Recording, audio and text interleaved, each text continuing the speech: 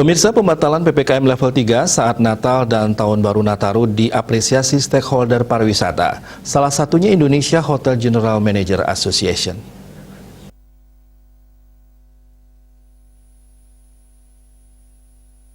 Ketua IHGMA Bali, Yoga Iswara mengatakan pemerintah pusat melakukan langkah yang sangat tepat dengan membatalkan PPKM level 3. Bali sudah berhasil melaksanakan program vaksinasi hampir 90% untuk tahap kedua.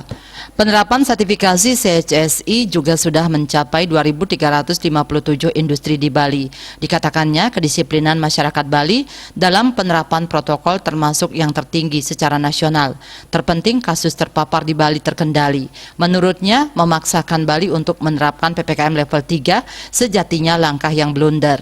Seharusnya Bali diberikan reward, bukan malah diberikan punishment dengan alasan menjaga Bali agar aman COVID-19.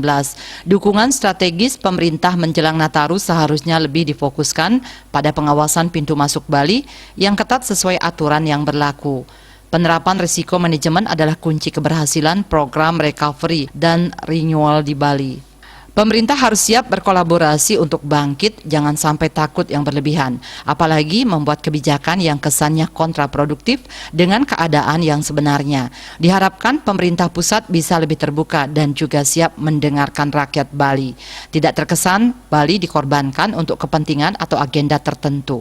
Terkait pembatalan PPKM level 3, pihaknya sangat mengapresiasi karena pemerintah mau mendengar rakyat dan tidak mempertahankan ego birokratnya. Harapan masyarakat Bali selanjutnya adalah adanya fleksibilitas kebijakan terkait karantina, kebijakan visa, kebijakan penerbangan, dan kebijakan asuransi. Citamaya, Bali Post melaporkan.